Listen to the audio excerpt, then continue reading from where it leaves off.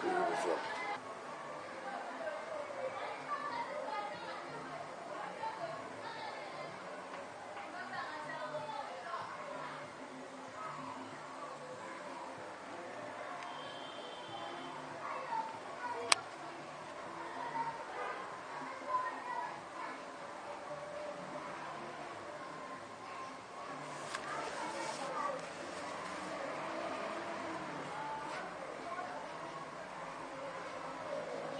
Alors, soko zibongo. Nawa.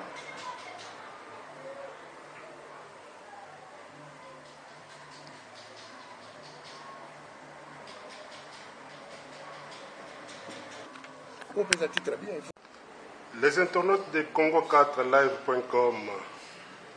Aujourd'hui, c'est avec joie que nous recevons pour vous, une fois de plus, l'honorable Félix Tshisekedi. Nous allons parler de l'actualité politique en République démocratique du Congo, surtout les processus électoraux.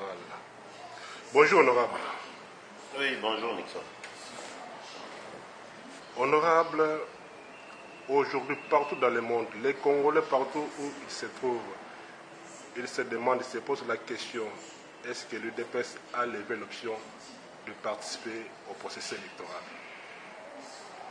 L'UDPS a toujours été dans le processus électoral. Seulement celui-ci était biaisé et nous exigions la vérité des urnes. Mais le processus électoral pour un parti démocratique comme l'UDPS, c'est une chose tout à fait normale. Donc nous ne pouvons qu'aller. On ne va pas tous aborder parce qu'on a des voyous à la tête du pays qui prennent le pouvoir par la force et qui le gardent par devers eux avec les armes qu'ils brandissent en direction du peuple. C'est ça que nous essayons de corriger, mais le processus électoral est une institution dans ce pays. Corriger avec la communauté internationale, parce que ces derniers temps, nous voyons tout le temps l'UDPS et d'autres forces politiques à la MONUSCO, à la rencontre des envoyés, c'est-à-dire vous donnez confiance à la communauté internationale.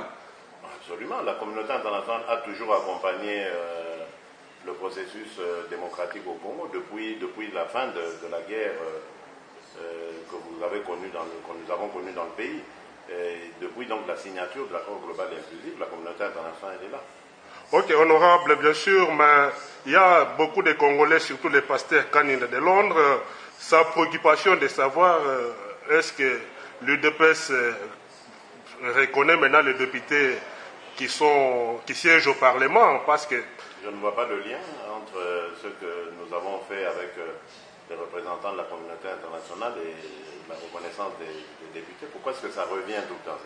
Non, parce que la fois passée, c'est le discours du secrétaire général à Fatima, les gens se posent la question que l'UDPS a dit qu'il doit retirer ses membres à la CENI. Est-ce que l'UDPS a envoyé les membres à la CENI? Cette déclaration politique lue par Bruno Mavou, secrétaire général de l'UDPS, est une déclaration politique des forces politiques et sociales. Donc, c'est-à-dire, c'est un consensus que nous avons fait. Nous n'allons pas imposer notre point de vue à d'autres qui, eux, reconnaissent leurs députés, etc., alors que l'objectif n'était pas celui-là. L'objectif, c'est de dire, de marteler ce que nous voulons, c'est-à-dire le départ de Malou Malou, parce que non crédible, la non-prolongation, donc pas du tout de troisième mandat pour Kabila, et pour nous, de l'UDPS, retour à la vérité des urnes, à la réalité qui a été consacrée en 2011. Donc c'est l'ensemble d'un consensus. On ne fait pas une déclaration politique en associant d'autres forces, en imposant son point de vue. Donc c'est l'ensemble d'un tout. Ok, c'est l'éclaircissement, très cher internaute de Congo 4, c'est la réponse de l'honorable. À vous de juger. Honorable, aujourd'hui, si Malou Malou refusait de quitter la CENI, quelle sera votre position? Il quittera la CENI. Sûr? Vous croyez? Oui, mais quand on s'engage dans un mano à mano, on ne part pas avec des idées de défaite, nous allons le faire partir. La population veut qu'il s'en aille, nous, les acteurs politiques, nous voulons qu'il s'en aille, et bien il partira. Il partira. Mais aujourd'hui, honorable, on dit que Tshisekedi n'est pas en forme, Tshisekedi est malade, partout il ne tiendra pas, on parle de Félix Tshisekedi, il y a des bruits par-ci par-là. Que répondez-vous à toutes ces questions? Je réponds que Félix Tshisekedi est un acteur politique au Congo et qu'il a bien sa place dans le paysage politique congolais. Honorable, un mot pour les Congolais qui vous suivent, ils veulent avoir plus d'assurance sur le processus en cours et la confiance au sein du parti. Le mot que je dirais, et j'espère que nos compatriotes, à la fois vivant ici et vivant à l'étranger, vont comprendre ça, le mot que je dirais, c'est que la communauté internationale a fait sa part. Maintenant, c'est à nous de faire la nôtre. La communauté internationale a très bien martelé ses exigences. Calendrier global, donc pour démontrer maintenant les limites de la fraude de M. Malumalu, donc ils ont exigé un calendrier global, ils ont exigé le respect strict des délais, donc le calendrier doit être compris jusque dans les délais constitutionnels, c'est-à-dire 2016, ça ne peut pas déborder, et ils ont exigé que M. Joseph Kabila ne se présente pas pour la troisième fois. Il n'est déjà pas élu pour ce mandat-ci qu'il est en train de remplir frauduleusement, et donc il ne sera pas du tout de la partie après 2016. Mais maintenant, la communauté internationale ne vit pas au Congo. La communauté internationale n'est pas congolaise. Il faut que les Congolais s'accaparent eux-mêmes de leurs exigences, de leurs desiderata, pour qu'ils le martèlent suffisamment afin de se faire accompagner par la communauté internationale. Donc ne restons pas assis, endormis sur nos lauriers, hein, levons-nous, continuons à être debout, et c'est ce que nous avons fait avec les amis. Je ne comprends pas d'ailleurs pourquoi il y a cette polémique bête et inutile, hein, alors que les exigences, les objectifs plutôt atteints sont beaucoup plus importants que nos petites considérations de nous voir avec X ou Y. Moi, je crois que ce qui est important, c'est la dynamique que nous avons lancée, et cette dynamique fait très mal aux imposteurs qui s'accrochent contre la vie, contre la bénédiction, contre la volonté du peuple. Ça, c'est plus important que de venir avec des polémiques dans lesquelles je ne m'inscris d'ailleurs pas du tout, de savoir qui est avec, pourquoi est-ce qu'on vous a vu avec. Je ne demande la permission à personne pour engager mon parti, ni pour rencontrer des gens dont je pense qu'ils peuvent nous apporter quelque chose dans notre combat. Je crois qu'il est temps que les Congolais comprennent que c'est ensemble, unis, que nous allons réussir à battre, à combattre plutôt l'adversité qui se présente à nous, et non pas diviser chacun dans son coin en diabolisant les autres et en oubliant le vrai responsable de nos misères. Voilà. Ok, dans vos contacts, est-ce que vous avez quand même pensé aussi aux prisonniers politiques que vous connaissez? Mais je ne rate jamais l'occasion de le rappeler. Je l'ai fait devant les envoyés spéciaux de la communauté internationale. Nous ne cessons jamais de rappeler qu'il y a dans ce pays des prisonniers politiques que l'on a déguisés en prisonniers de droit commun, parce qu'il y a une manipulation, il y a une envie de nuire. Partout où je passe, dans les émissions télé, partout où j'en ai l'occasion, je le brandis. Et nous n'allons pas aller aux choses sérieuses qui se dessinent sans que nos amis soient libérés. Mais honorable, quelle a été l'attitude de vos, c'est-à-dire des envoyés, des ambassadeurs, quand vous parliez de... Ils sont conscients que les libertés sont confisqués ici, ils le savent. Ils le savent, ils l'ont dit, ils ont martelé, je crois, dans leur déclaration finale, pour ce qui concerne en tout cas M. Fengol, que la démocratie est une exigence. Ils ne vont pas transiger avec ça. Mais maintenant, c'est pour ça que je vous parle de la pression. Nous devons nous accaparer de nos problèmes. Aujourd'hui, M. Fengol a fait son travail, il est rentré. Il est américain, lui, il n'est pas congolais. C'est à nous, les Congolais, de continuer. C'est ce que nous ne comprenons pas. Je félicite énormément les amis de la diaspora qui ne baissent pas les bras. Ça, c'est formidable. Ils doivent continuer.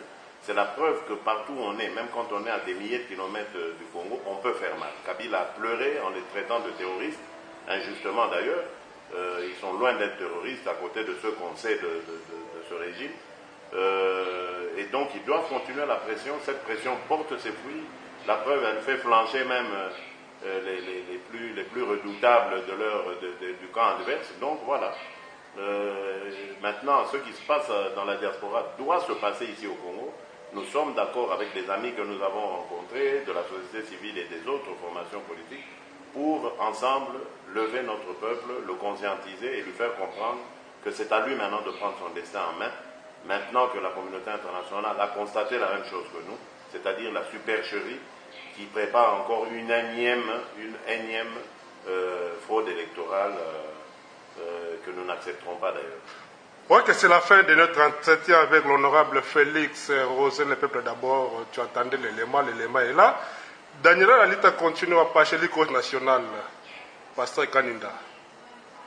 Godembala, on est ensemble. Pinos Kabouya, on est ensemble. Je vous remercie, honorable. Merci, Nixon.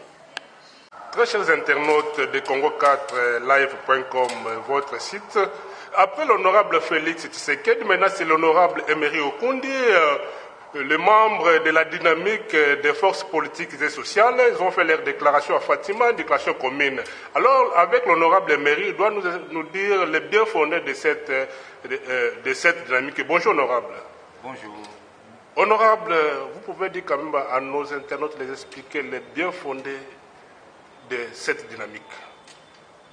Les bien fondés de cette dynamique, c'est de redonner le pouvoir au peuple, de redonner confiance au peuple congolais qui n'a plus confiance au processus électoral. Pourquoi? Parce qu'en 2006, nous avions vu M. l'abbé Malouma proclamer les résultats des élections dans un char de combat. En 2011, c'est une parodie d'élections que l'on a connue dans notre pays. Tous ceux qui ont été élus par le peuple, dans la majorité écrasante, ont été débarqués au profit des non-élus.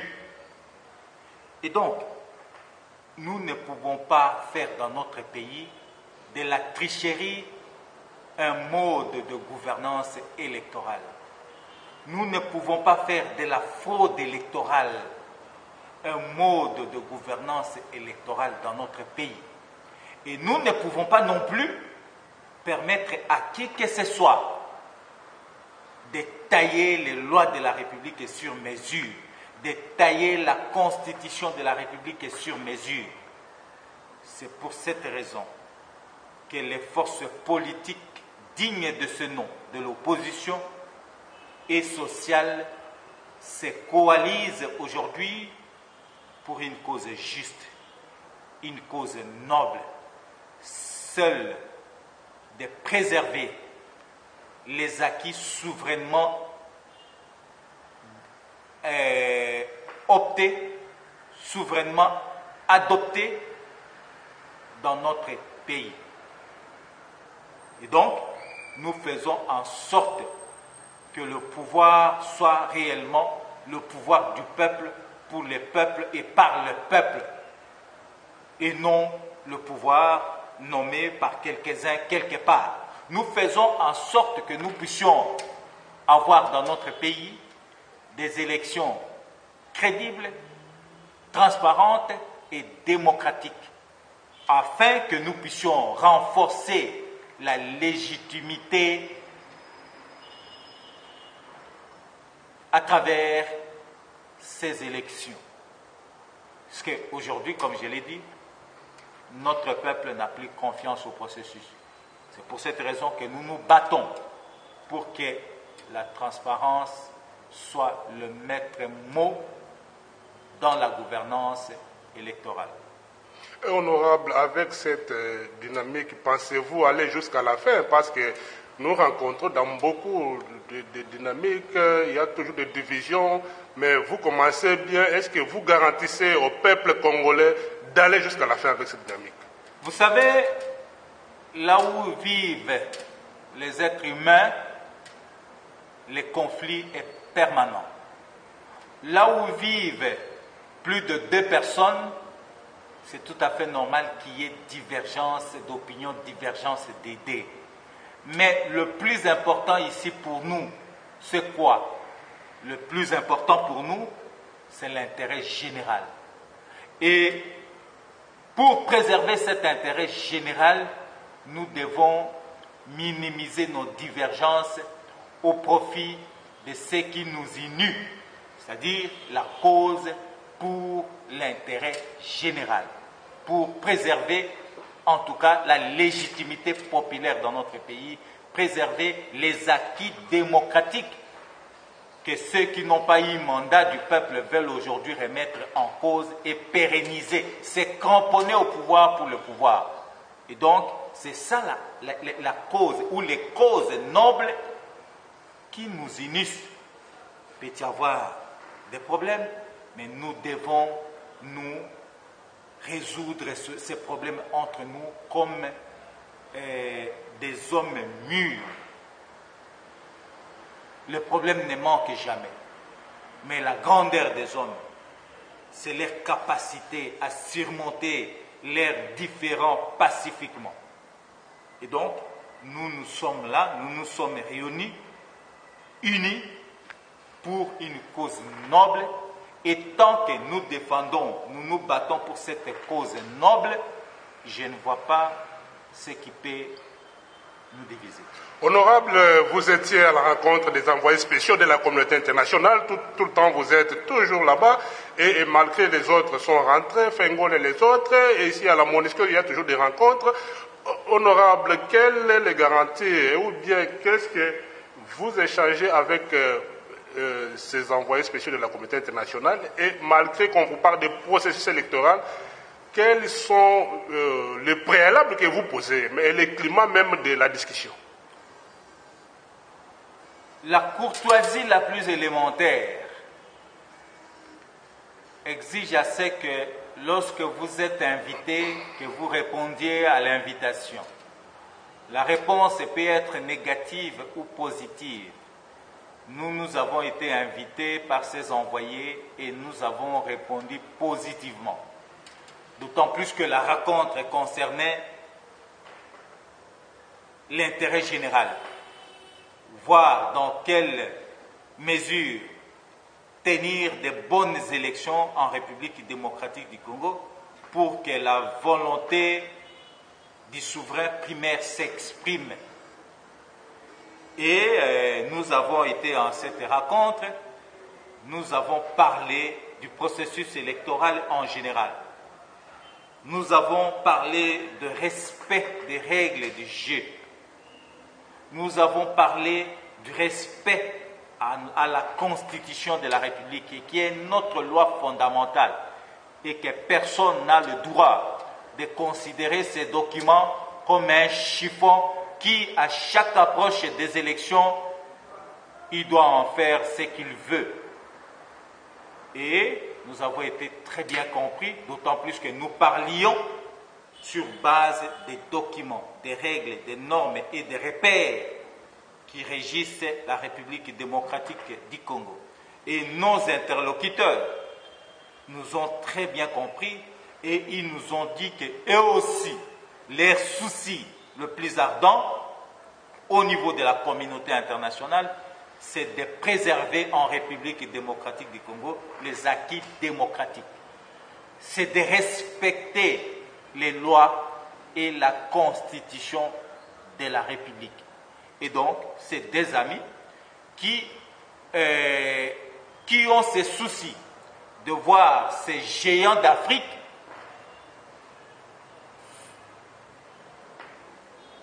persévérer dans les schémas démocratiques tracés par le peuple congolais. C'est ça les soucis de la communauté internationale aujourd'hui.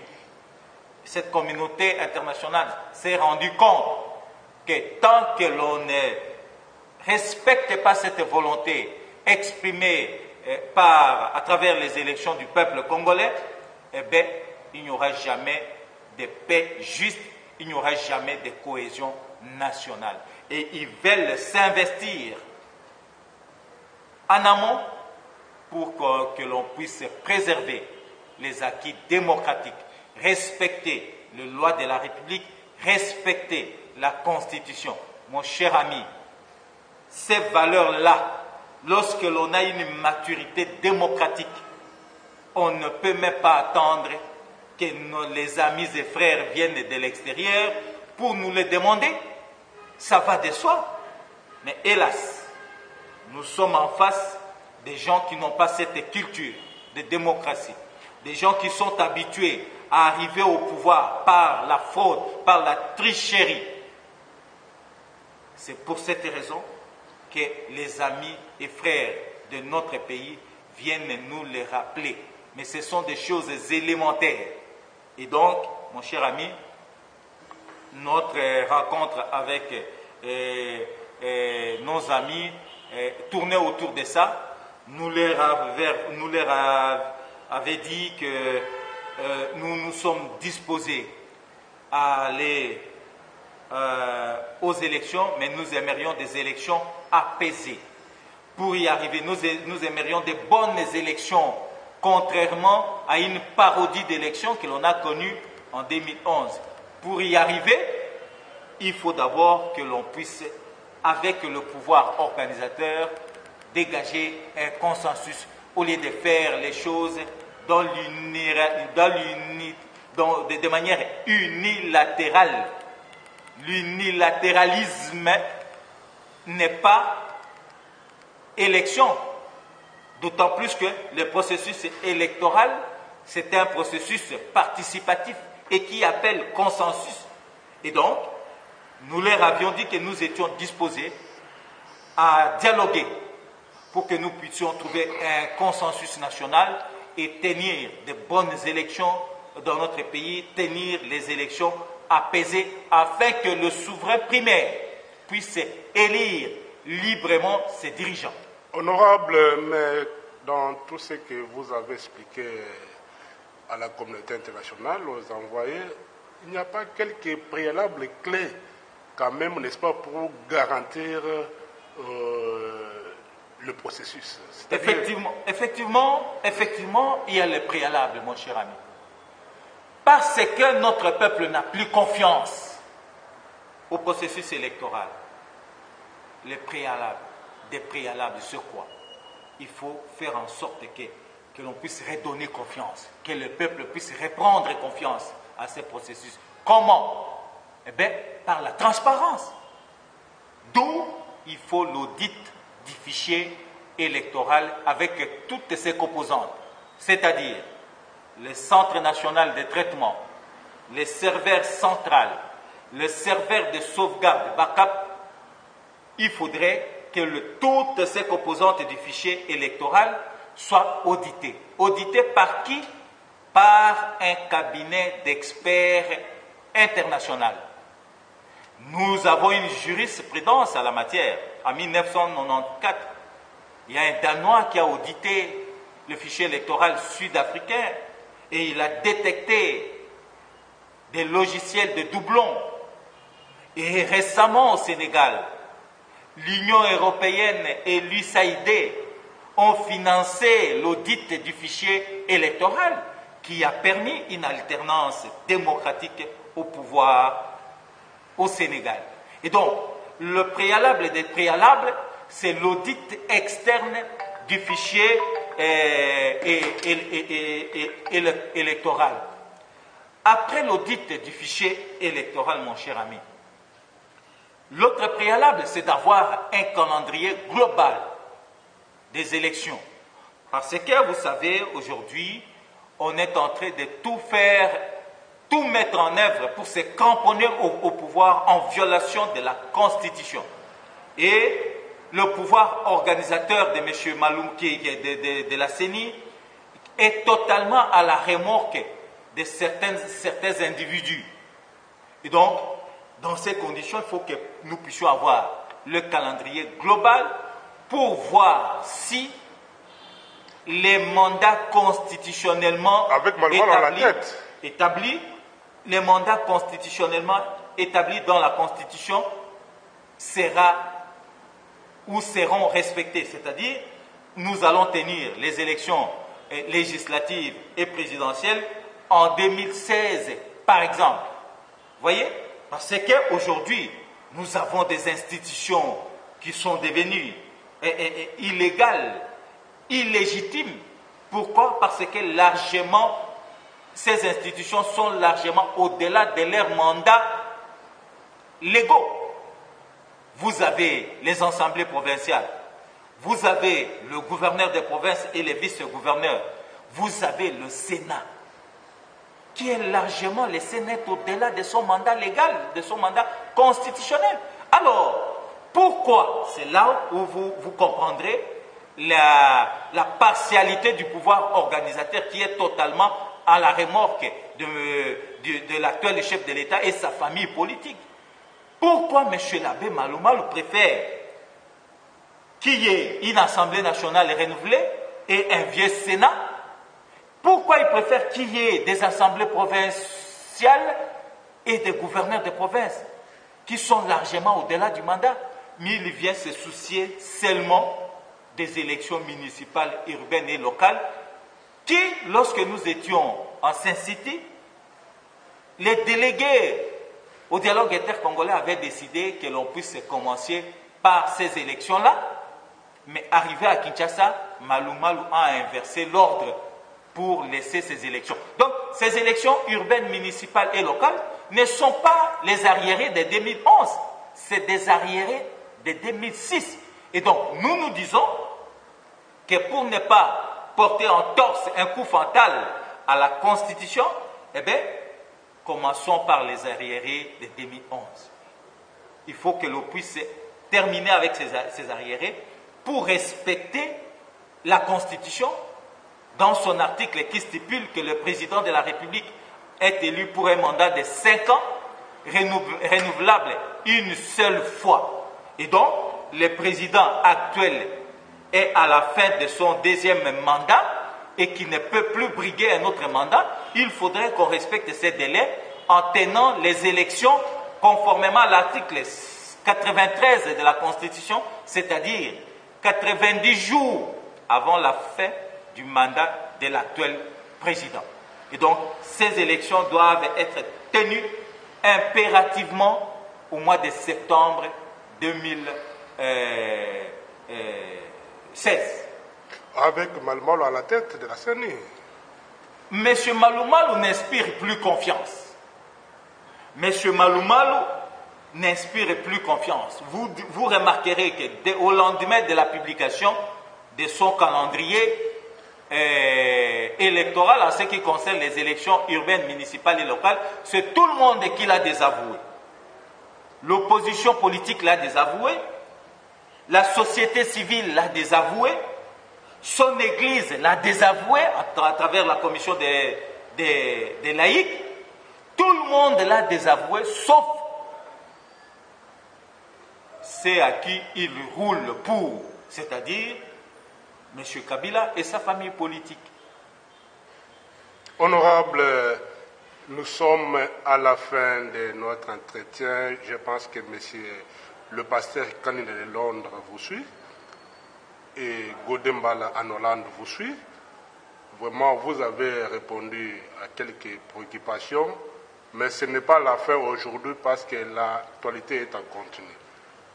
Un mot de la fin pour les Congolais et donnez-leur la garantie que vous allez évoluer jusqu'à la fin avec cette dynamique et tout ira bien.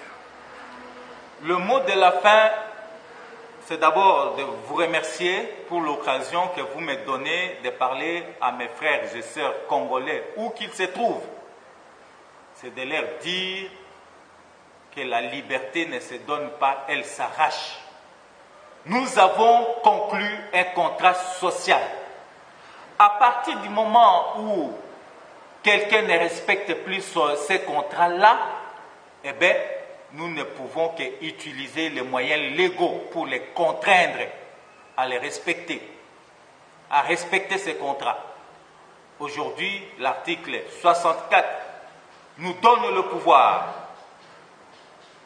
de lutter contre tout individu ou groupe d'individus qui prend le pouvoir par la force ou qui l'exerce en violation de la Constitution de la République démocratique du Congo. Voilà, et donc j'appelle mes frères et sœurs congolaises et congolais à l'intérieur du pays comme ceux de la diaspora, de nous mobiliser comme un seul homme pour que nous puissions préserver les acquis démocratiques chèrement obtenus, pour que nous puissions préserver le processus démocratique auquel nous nous sommes engagés, pour que nous puissions mettre fin au pouvoir oligarchique, au pouvoir dictatorial que personne n'acceptera encore dans notre pays. Pour y arriver, nous devons nous approprier notre destin en main et décider de l'avenir politique de notre pays. C'est donc je remercie énormément mes frères et sœurs de la diaspora. Avant de remercier, parce que vous parlez de la diaspora, il faut qu'on conclue par ici. On a semblé oublier la question. Honorable, que pensez-vous du message du ministre de la Communication parlant des Congolais de la diaspora concernant l'invitation que M. Kabila avait invité tous les ambassadeurs? Vous savez, nos frères et sœurs de la diaspora vivent au quotidien la démocratie. Ils vivent au quotidien des valeurs démocratiques. Et donc, chaque jour, ils sont à l'école de la démocratie. Donc, il n'y en a pas mieux qui maîtrisent les principes, les valeurs démocratiques, comme nos frères et sœurs qui vivent dans des pays réellement démocratiques. Je salue leur combat et je les encourage de garder le cap, de garder l'élan jusqu'à la libération totale de leurs frères et sœurs restés au pays. Ce pays, c'est notre pays. Si nous ne nous battons pas pour ce pays, eh bien, c'est des étrangers qui vont venir faire la loi dans notre pays, chose inadmissible. Et donc, je salue leur combat, je les encourage à continuer avec ce combat, n'en déplaise à ceux qui veulent ramener les Congolais à une dictature qui ne dit pas son nom. Nous ne sommes plus enfants, nous sommes adultes, nous sommes majeurs et personne ne peut nous ramener encore en arrière. Ensemble, mobilisons-nous pour aller de l'avant. Ok, c'est la fin de notre très chers amis, les internautes de Congo4live.com. Roselume, le peuple d'abord. Daniela, la lutte continue. Pachelikos National. Pasteur Kanunda. ML Ngoï. ML, l'appellation bien contrôlée. ML, voilà, voici l'honorable Emery. Il a répondu à vos préoccupations. On est ensemble. Je vous remercie, honorable. C'est moi qui vous remercie.